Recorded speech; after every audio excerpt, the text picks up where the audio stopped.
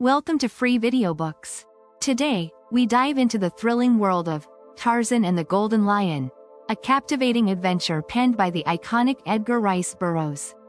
In this installment, Tarzan faces new challenges as he embarks on a quest to rescue his beloved friend, the magnificent Golden Lion, Jad-bal-ja. Join us as we explore the themes of friendship, bravery, and the untamed wilderness that continue to make Tarzan an enduring figure in literature. Sabor, the lioness, suckled her young, a single fuzzy ball, spotted like Sheeta, the leopard. She lay in the warm sunshine before the rocky cavern that was her lair, stretched out upon her side with half-closed eyes, yet Sabor was alert. There had been 3 of these little, fuzzy balls at first, 2 daughters and a son, and Sabor and Numa, their sire, had been proud of them, proud and happy. But kills had not been plentiful, and Sabor, undernourished, had been unable to produce sufficient milk to nourish properly 3 lusty cubs, and then a cold rain had come, and the little ones had sickened. Only the strongest survived. The 2 daughters had died. Sabor had mourned, pacing to and fro beside the pitiful bits of bedraggled fur, whining and moaning. Now and again she would nose them with her muzzle, as though she would awaken them from the long sleep that knows no waking. At last, however, she abandoned her efforts, and now her whole savage heart was filled with concern for the little male cub that remained to her. That was why Sabor was more alert than usual. Numa, the lion, was away. 2 nights before he had made a kill, and dragged it to their lair, and last night he had fared forth again, but he had not returned. Sabor was thinking, as she half-dozed, of Whoopi, the plump antelope, that her splendid mate might this very minute be dragging through the tangled jungle to her. Or perhaps it would be Paco, the zebra, whose flesh was the best beloved of her kind, juicy, succulent Paco. Sabor's mouth watered. Ah, what was that? The shadow of a sound had come to those keen ears. She raised her head, cocking it first upon one side and then the other, as with up-pricked ears she sought to catch the faintest repetition of that which had disturbed her. Her nose sniffed the air. There was but the suggestion of a breeze, but what there was moved toward her from the direction of the sound she had heard, and which she still heard in a slightly increasing volume that told her that whatever was making it was approaching her. As it drew closer, the beast's nervousness increased, and she rolled over on her belly, shutting off the milk supply from the cub, which vented its disapproval in miniature growls until a low, querulous whine from the lioness silenced him. Then he stood at her side, looking first at her and then in the direction toward which she looked, cocking his little head first on one side and then on the other. Evidently there was a disturbing quality in the sound that Sabor heard, something that inspired a certain restlessness, if not actual apprehension, though she could not be sure as yet that it boded ill. It might be her great lord returning, but it did not sound like the movement of a lion, certainly not like a lion dragging a heavy kill. She glanced at her cub, breathing as she did so a plaintive whine. There was always the fear that some danger menaced him, this last of her little family, but she, Sabor the lioness, was there to defend him. Presently the breeze brought to her nostrils the scent spore of the thing that moved toward her through the jungle. Instantly the troubled mother face was metamorphosed into a bare-fanged, glittering-eyed mask of savage rage, for the scent that had come up to her through the jungle was the hated man scent. She rose to her feet, her head flattened, her sinuous tail twitching nervously. Through that strange medium by which animals communicate with one another, she cautioned her cub to lie down and remain where he was until she returned. Then she moved rapidly and silently to meet the intruder. The cub had heard what its mother heard, and now he caught the smell of man, an unfamiliar smell that had never impinged upon his nostrils before, yet a smell that he knew at once for that of an enemy, a smell that brought a reaction as typical as that which marked the attitude of the grown lioness, bringing the hairs along his little spine erect and baring his tiny fangs. As the adult moved quickly and stealthily into the underbrush, the small cub, ignoring her injunction, followed after her, his hindquarters wobbling from side to side, after the manner of the very young of his kind, the ridiculous gait comporting ill with the dignified bearing of his forequarters. But the lioness, intent upon that which lay before her, did not know that he followed her. There was dense jungle before the two for 100 yards, but through it the lions had worn a tunnel-like path to their lair, and then there was a small clearing through which ran a well-worn jungle trail, out of the jungle at one end of the clearing, and into the jungle again at the other. As Sabor reached the clearing, she saw the object of her fear and hatred well within it. What if the man-thing were not hunting her or hers? What if he even dreamed not of their presence? These facts were as nothing to Sabor, the lioness, today. Ordinarily, she would have let him pass unmolested, so long as he did not come close enough to threaten the safety of her cub, Or, cubless, she would have slunk away at the first intimation of his approach. But today the lioness was nervous and fearful because of the single cub that remained to her. Her maternal instinct centered threefold perhaps upon this lone and triply loved survivor, and so she did not wait for the man to threaten the safety of her little one, but instead she moved to meet him and to stop him. From the soft mother she had become a terrifying creature of destruction, her brain obsessed by a single thought to kill. She did not hesitate an instant at the edge of the clearing, nor did she give the slightest warning. The first intimation that the black warrior had that there was a lion within 20 miles of him was the terrifying apparition of this devil-faced cat charging across the clearing toward him with the speed of an arrow. The black was not searching for lions. Had he known that there was one near, he would have given it a wide berth. He would have fled now had there been anywhere to flee.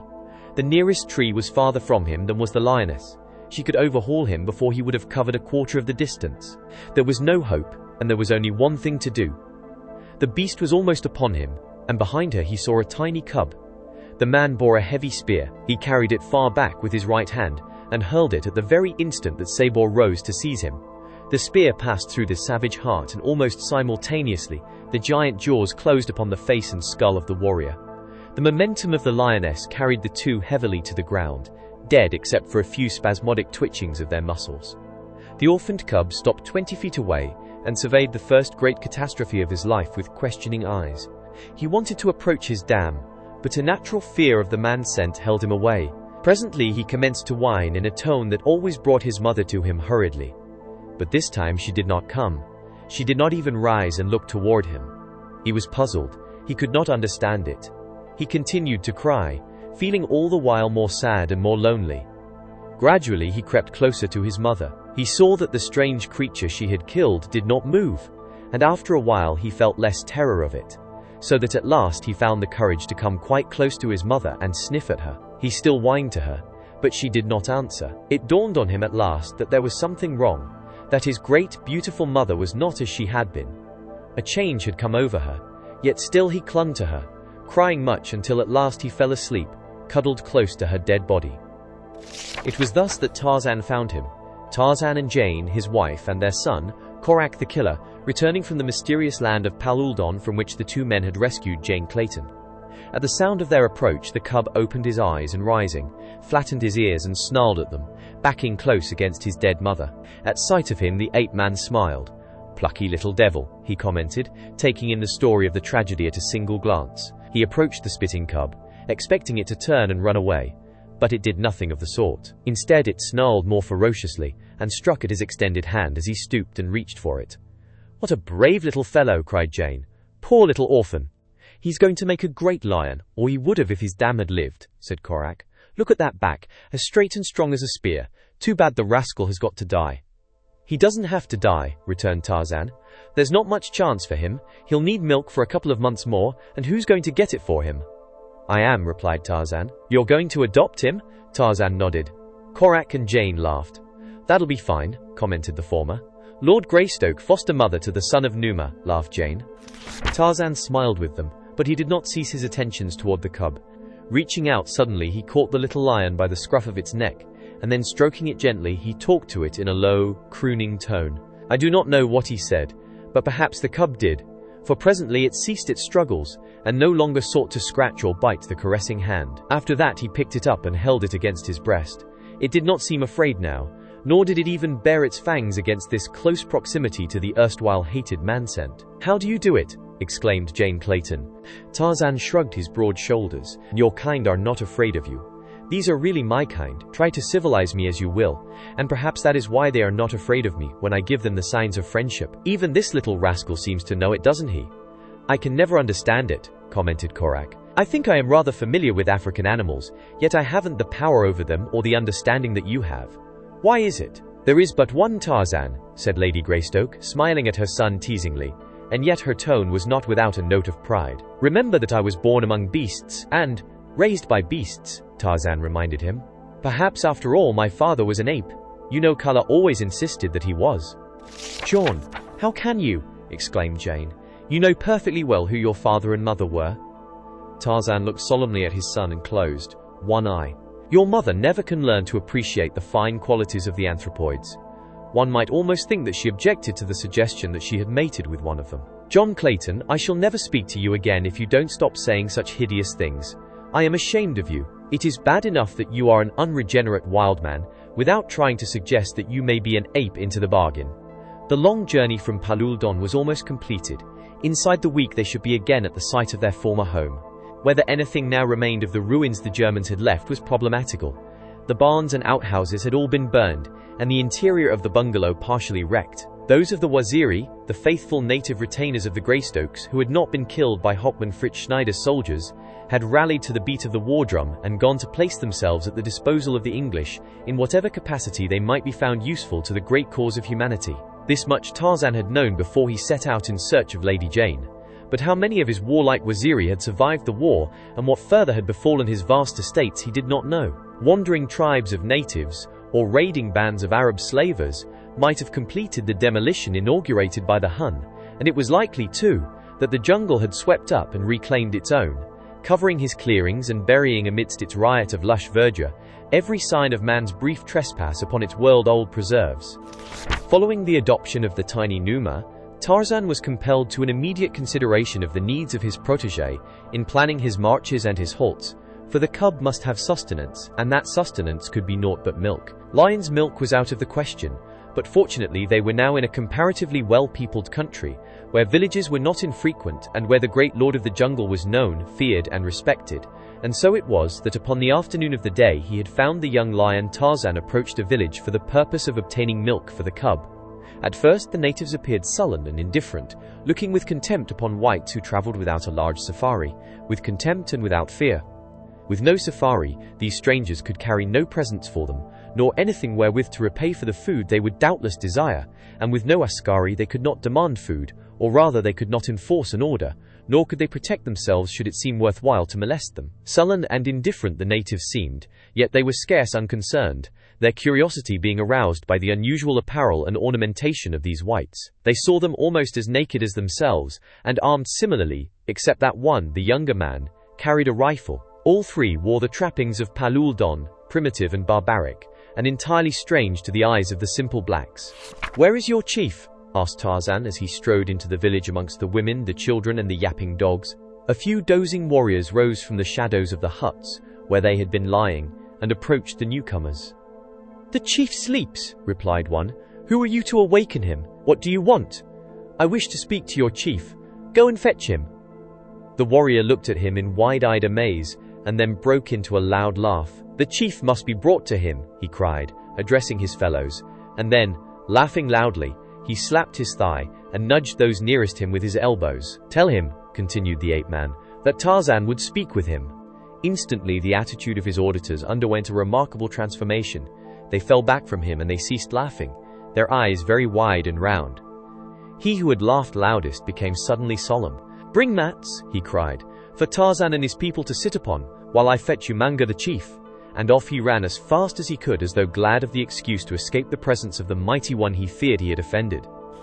It made no difference now that they had no safari, no askari, nor any presents. The villagers were vying with one another to do them honor. Even before the chief came, many had already brought presents of food and ornaments. Presently Umanga appeared. He was an old man who had been a chief even before Tarzan of the Apes was born. His manner was patriarchal and dignified, and he greeted his guest as one great man might greet another, yet he was undeniably pleased that the lord of the jungle had honored his village with a visit. When Tarzan explained his wishes and exhibited the lion cub, Umanga assured him that there would be milk aplenty, so long as Tarzan honored them with his presence warm milk, fresh from the chief's own goats. As they palavered, the ape-man's keen eyes took in every detail of the village and its people, and presently they alighted upon a large bitch among the numerous curs that overran the huts and the street. Her udder was swollen with milk, and the sight of it suggested a plan to Tarzan. He jerked a thumb in the direction of the animal. "I would buy her," he said to Umanga. "She is yours, Bwana, without payment," replied the chief. "She whelped 2 days since, and last night her pups were all stolen from her nest, doubtless by a great snake. But if you will accept them, I will give you instead as many younger and fatter dogs as you wish, for I am sure that this one would prove poor eating." "I do not wish to eat her," replied Tarzan. "I will take her along with me to furnish milk for the cub. Have her brought to me." Some boys then caught the animal, and tying a thong about its neck, dragged it to the ape-man. Like the lion, the dog was at first afraid, for the scent of the Tarmangani was not as the scent of the blacks, and it snarled and snapped at its new master.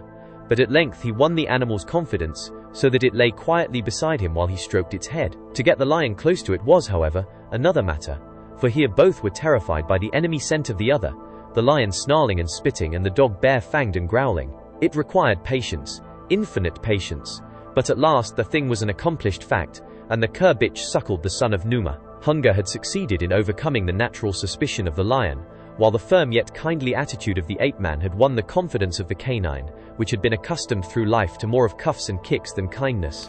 That night Tarzan had the dog tied in the hut he occupied, and twice before morning he made her lie while the cub fed. The next day they took leave of Umanga and his people, and with the dog still upon a leash trotting beside them, they set off once more toward home. The young lion cuddled in the hollow of one of Tarzan's arms or carried in a sack slung across his shoulder. They named the lion Jad-bal-ja, which, in the language of the Pithecanthropy of Palul Don, means the golden lion, because of his color.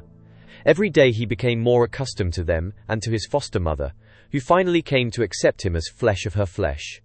The bitch they called Za, meaning girl. The second day they removed her leash, and she followed them willingly through the jungle. Nor ever after did she seek to leave them, nor was happy unless she was near one of the three. As the moment approached when the trail should break from the jungle onto the edge of the rolling plain where their home had been, the three were filled with suppressed excitement, though none uttered a syllable of the hope and fear that was in the heart of each. What would they find? What could they find other than the same tangled mass of vegetation that the ape-man had cleared away to build his home when first he had come there with his bride? At last they stepped from the concealing verdure of the forest to look out across the plain where, in the distance, the outlines of the bungalow had once been clearly discernible nestled amidst the trees and shrubs that had been retained or imported to beautify the grounds. "Look!" cried Lady Jane. "It is there! It is still there!" "But what are those other things to the left, beyond it?" asked Korak. "They are the huts of natives," replied Tarzan. "The fields are being cultivated," exclaimed the woman. "And some of the outbuildings have been rebuilt," said Tarzan. "It can mean but one thing. The Waziri have come back from the war, my faithful Waziri. They have restored what the Hun destroyed, and are watching over our home until we return." He caught the little lion by the scruff of its neck. Did you enjoy today's chapter of Tarzan and the Golden Lion? Why not subscribe and ring the bell?